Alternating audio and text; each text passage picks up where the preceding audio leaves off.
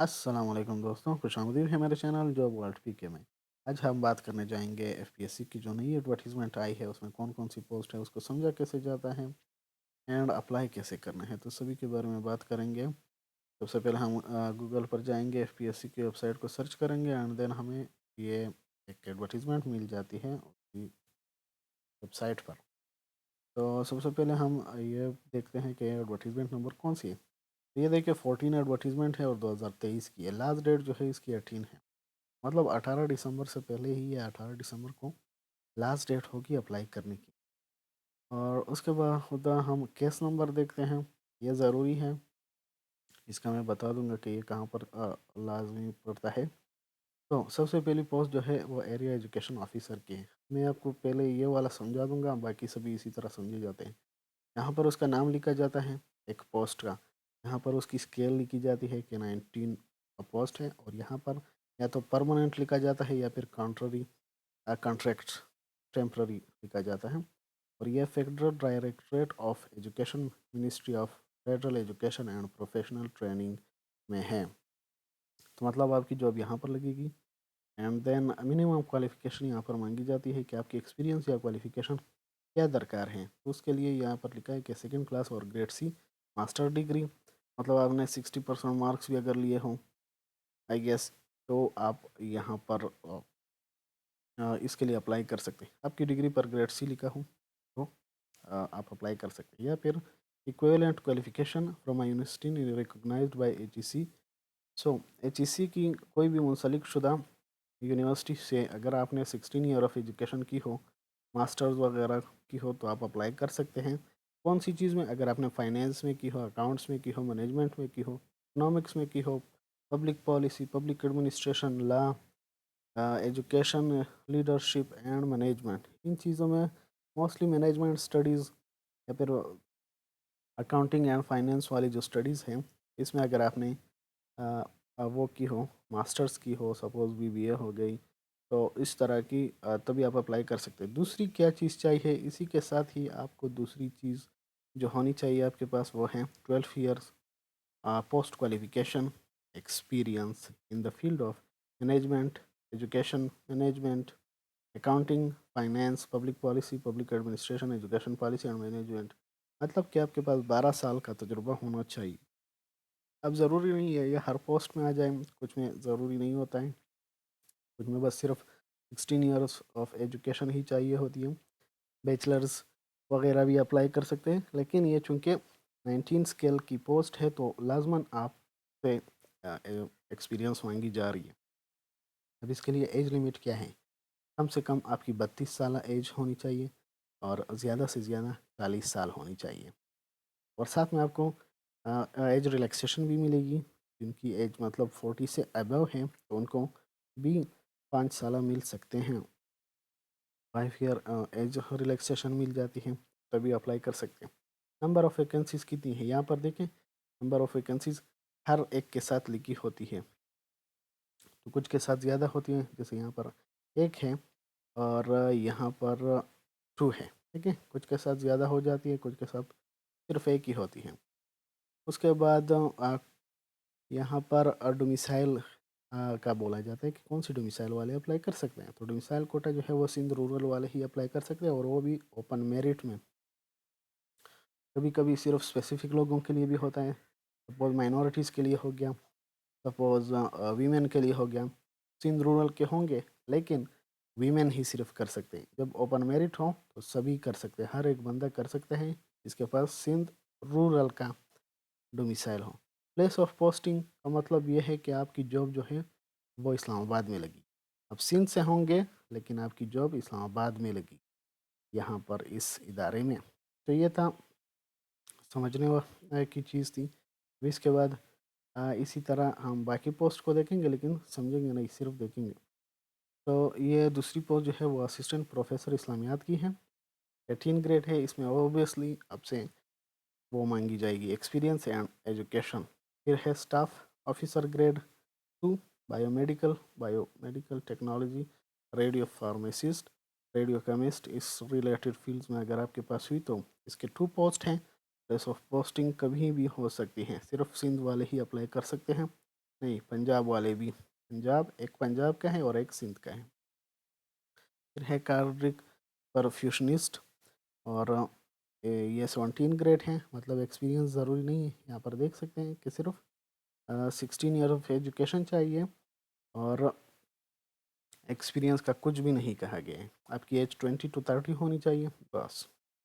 और वैकेंसीज जो है 2 हैं, एक सिंध की है और एक बलूचिस्तान की है, और कहीं पर भी आपकी जॉब लिख सकते हैं। यहाँ पर एक्सपेक्टर लीगल की जॉब है, जो कि 16 ग्रेड की है। इसमें कोई भी आपसे एक्सपीरियंस नहीं मांगी जाएगी। 70 तक की कोई भी जॉब हो तो आपसे एक्सपीरियंस नहीं मांगी जाएगी।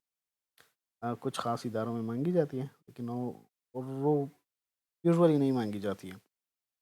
सिंध वाले अप्लाई कर सकते हैं इसके लिए भी। फिर नेशनल सेविंग ऑफिसर हैं, इसके 17 हैं, और इसकी जो है एक ही सीट है, सिंध रूरल की है और वीमेन कोटा की है। याद रखें, सिर्फ वीमेन ही अप्लाई कर सकते हैं यहाँ पर। असिस्टेंट अकाउंट ऑफिसर है, 17 है, यानी इसकी 2 सीट्स हैं, एक पंजाब की, एक सिंध रूरल, और ओपन मेरिट में है। न्यूक्लियर फिजिशियन की है, 18 स्केल की है, एंड यहाँ पर एक ही सीट है और वो भी पंजाब की है। प्रोफेसर है 20। टेम्पररी की है, देखें temporary likely to become permanent, मतलब कि टेम्पररी है लेकिन बाद में परमानेंट भी हो सकती है। कौन सी इदारे में? Pakistan institute of medical sciences की में, इस्लामाबाद में है। And different type of jobs है इसमें। इसमें आपके पास मतलब MBBS होनी चाहिए PMDC से, एंड साथ में ये चीज़ें होनी चाहिए, BSc PhD FCPS MD MS MPhil ETC, इस तरह की चीज़ें आप में हो तो बेहतर हो। एंड इसमें 11 सीट्स हैं।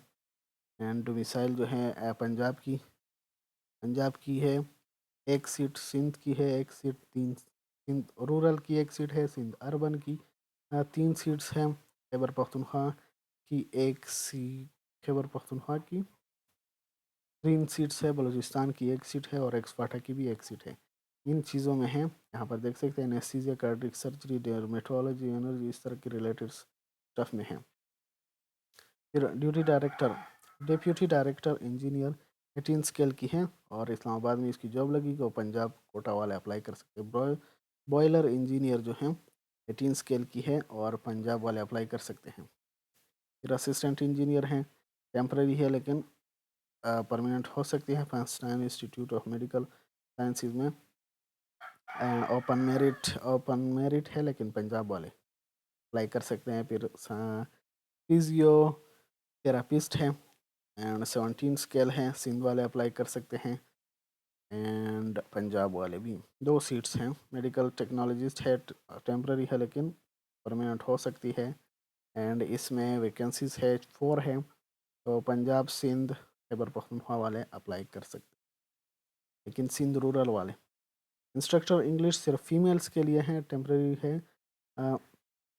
Government technique institute for women है, मिनिस्ट्री ऑफ फील्ड इसमें है, और आपके पास सिर्फ मास्टर की डिग्री होनी चाहिए, और पंजाब कोटा वाले अप्लाई कर सकते हैं। इस्लामाबाद में जॉब लगेगी लेकिन टेम्पररी है, जो कि परमानेंट नहीं होगी। ये जो है टेम्पररी लाइकली टू कंटिन्यू, मतलब है कि स्टाफ नर्स है, टेम्पररी है लेकिन चलती रहेगी। कौन सी जगह पर? Directorate general of special education ministry of females, तो इसमें है। एंड यहाँ पर डोमिसाइल जो है वो पंजाब वाले अप्लाई कर सकते हैं। और उसके बाद है 4 स्टाफ नर्स है, इसकी सीट सबसे ज़्यादा है इस पोस्ट में, 16 पोस्ट हैं। मेरिट में एक है, और पंजाब की 8 सीट्स हैं, जो कि इनमें से ओपन मेरिट में 7 है और एक स्पेशली वीमेन कोटा के लिए रखा गया है। फिर सिंध रूरल की एक सीट है, नहीं 2 सीट्स हैं, एंड सिंध अर्बन की जो है वो भी 2 सीट्स हैं। खैबर पख्तूनख्वा की एक सीट है, बलूचिस्तान की भी एक सीट है, और फाटा में जो है वो वीमेन कोटा के लिए सिर्फ है और वो एक सीट है। इस्लामाबाद में इनकी जॉब लगेगी। बाकी जो है इसके बाद अप्लाई करने का तरीका मैं बता देता हूँ। अप्लाई इसके लिए किस तरह किया जाता है। अप्लाई करने के लिए सपोज़ हम वापस आ जाते हैं यहाँ पर, एंड देन यहाँ से चालान डाउनलोड कर देते हैं। ये चालान डाउनलोड करेंगे, लेकिन इसमें फिल क्या करेंगे? यहाँ पर बैंक नेम, यहाँ पर ब्रांच कोड आपको मालूम नहीं होगा, लेकिन जब आप इसको पहले से ना लिखें, यहाँ पर स्टैंप लगेगा। जब स्टैंप लगने के बाद उसी स्टैंप के अंदर अगर आप देखें तो वहाँ पर ब्रांच कोड लिखा होता है, तो उसको यहाँ पर लिख दें, वरना रहने दें। डिस्ट्रिक्ट ऑफ ब्रांच यहाँ पर लिख दें। आप कौन सी डिस्ट्रिक्ट के, मतलब सपोज लाहौर के अंदर हैं, या फिर कराची हो गया, या फिर इस्लामाबाद, या फिर जो भी डिस्ट्रिक्ट हो आपकी, उसी का नाम लिख दें। फिर आपका नाम क्या है, कैंडिडेट नेम, अपना CNIC यहाँ पर लिख दें। F4 केस नंबर F4 यहाँ पर आप देखेंगे कि इसका क्या मतलब है। तो यहाँ ये आप कहाँ से पैदा करेंगे, आप वहाँ वापस जाएं, एडवर्टीज़मेंट को खोलें, एंड देन हम एडवर्टीज़मेंट में ये देखें। अगर आप इस पोस्ट के लिए सपोज अप्लाई करना चाहते हैं, एक अच्छी सी पोस्ट, सपोज असिस्टेंट प्रोफेसर के लिए आप पोस्ट करना अप्लाई करना चाहते हैं, तो आप इसकी ये केस नंबर को याद रखें। केस नंबर यहाँ पर आपने लिखना होगा। यहाँ पर F4 लिखा है, उसके बाद जो आता है वो आपने लिखना होगा। F4 235, तो आपने 235 लिखना होगा। 235 यहाँ पर लिखेंगे, फिर यहाँ पर 2023 लिखेंगे, क्योंकि यहाँ पर भी 2023 लिखा हुआ है। उसके बाद जो है आर के बाद क्या आता है, आर के बाद ये आता है 14/2023, तो आपने यहाँ पर लिखना होगा 14/2023। तो ये आपने केस नंबर भी डाल दिया, पूरी डिटेल्स डाल दी। यहाँ से देखिए जितनी भी डिटेल यहाँ पर दी गई है अपनी यहाँ पर फिल करनी है। और examination fee for the post of, अपने पोस्ट का नाम लिखना होगा। पोस्ट है असिस्टेंट प्रोफेसर इस्लामियात। सो असिस्टेंट प्रोफेसर इस्लामियात यहाँ पर लिख लें। तो यहाँ पर उसकी रकम स्पेशली इनकी अपनी जो होती है फ़ी होती है, तो वो आपने लिखनी होगी। अब फ़ी की डिटेल्स यहाँ पर भी दी गई है कि हर पोस्ट के लिए कितनी कितनी फ़ीस हैं। अगर आप 17 तक की कोई भी पोस्ट हो तो उसके लिए 300 जमा करेंगे। 18 पोस्ट वाले जो है वो 750 जमा करेंगे। 19 पोस्ट वाले जो है वो 1200 जमा करेंगे। 20 या उससे जो ऊपर है वो 1500 जमा करेंगे। तो चूँकि ये 18 स्केल की पोस्ट है, जैसे यहाँ पर देख लें ये असिस्टेंट प्रोफेसर इस्लामियात BPS 18, तो हम जो है वो 300 जमा नहीं करेंगे बल्कि 750 जमा करेंगे, क्योंकि यहाँ पर खुद ही लिखा हुआ है। ये रहा 750, यहाँ पर आप लिखेंगे 750, यहाँ पर लिखेंगे, और वर्ड्स में यहाँ पर लिखेंगे 750। इस तरह लिखने के बाद इन सभी को फिल करें इसी तरह, और बैंक जाएं, नेशनल बैंक ऑफ पाकिस्तान जाएंगे, वहाँ पर आप के लिए वो स्टैंप लगा देंगे एंड फिल हो जाएगा ये। उसके बाद जो कॉपीज़ आपको दी जाएंगी उस पर एक नंबर भी लिखा होता है। सपोज 4 हो गया, 3 हो गया, 2 हो गया, 10 हो गया, कुछ भी हुआ, आप यहाँ पर अपना वो सर्च करेंगे केस नंबर जिसके लिए आपने अप्लाई किया था। तो हमने F235 के लिए अप्लाई की थी हमने, जो कि यहाँ पर इस्लामियात के लिए हम लोगों ने अप्लाई की थी। असिस्टेंट प्रोफेसर यहाँ से शुरू हो जाते हैं, एंड लेट्स सर्च। यहाँ पर भी है, केस नंबर मुझसे भूल गया, let me see once again. सो ये यहाँ पर रहा हमारा, ये रहा असिस्टेंट प्रोफेसर इस्लामियात। आपने इसको सिलेक्ट करना है। उसके बाद आपके पास फिर से डिटेल्स आ जाती है कि ये जॉब की केस नंबर है, और डिफेंस और नेवल हेडक्वार्टर में आपकी जॉब लगेगी। डिपार्टमेंट मिनिस्ट्री डिपार्टमेंट है, एंड उसके बाद ग्रेड आपकी 18 है, और ये जॉब ड्यूटीज़ आपके लिए की हैं। स्टेटस परमानेंट है। Male and females are eligible. 25 minimum age है, 35 मैक्सिमम है, साथ में एज रिलैक्सेशन भी मिल सकती है। एंड आपके पास ये डिग्री और साथ में मतलब 5 ईयर्स ऑफ, या फिर 3 ईयर्स अगर PhD MPhil, अगर MPhil वगैरह की है तो आपको 3 साल की मतलब वो होनी चाहिए, तजुर्बा होना चाहिए। एंड पंजाब वाले ही अप्लाई कर सकते हैं। इसके बाद अपने अप्लाई फॉर द जॉब लिखेंगे, करेंगे। उसके बाद यहाँ पर CNIC नंबर डालेंगे, फिर कौन से दिन आपने पेमेंट की थी वो सेलेक्ट करेंगे। उसके बाद फ़ी कितनी जमा की थी, 750 थी, क्योंकि 18 स्केल है। एंड बैंक का नाम क्या था, नेशनल बैंक ऑफ पाकिस्तान था। उसके बाद ब्रांच कोड उसकी क्या थी, तो आप ब्रांच कोड जो है वो स्टैम्प पर लिखी होती है, या फिर आप उसी बंदे से पूछ लें जो आपके लिए स्टैम्प लगा रहा हो बैंक में। फिर आपने यहाँ से डिस्ट्रिक्ट चूज़ करनी है, और उसके बाद आपने आपकी डोमिसाइल को चेक करना है। डोमिसाइल को चेक करें और वहाँ पर लिखा होगा कि आपको उस पर डेट लिखी होगी, और उसी दिन जिस दिन आपको वो डोमिसाइल मिली हो उसकी तारीख यहाँ पर लिख दें। उसके बाद जेंडर जो होगा यहाँ पर आपको शो हो जाएगा, मेल सेलेक्ट करना है, female, and then religion select कर सकते हैं, डोमिसाइल्स डिस्ट्रिक्ट सेलेक्ट कर सकते हैं। चूँकि मैंने ये इसे फिल नहीं किया है इसलिए ये शो नहीं हो रहा है। जब आप फिल करेंगे तो ये सभी आपको शो हो जाएंगे। फिर उसमें यहाँ कुछ सिटीज़ है, मेन सिटीज़ ऑफ पाकिस्तान, इसमें आप कोई भी सिटी सेलेक्ट कर लें जो आपके लिए नज़दीक हो, और उसके लिए आप फिर टेस्ट सेंटर मतलब वहाँ पर टेस्ट दे सकते हैं। और यहाँ पर इंटरव्यू के लिए सिर्फ ये कुछ ही सिटीज़ हैं, सिर्फ कुछ ही सिटीज़ है जिसमें आप इंटरव्यू दे सकते हैं, तो इसको आप सेलेक्ट करें जो नज़दीक पड़ती हो आपको। फिर आपके पास लिखा होगा कि आपके पास यही एक्सपीरियंस है कि नहीं है, जो वहाँ पर मेंशन है तो आप यस लिखेंगे।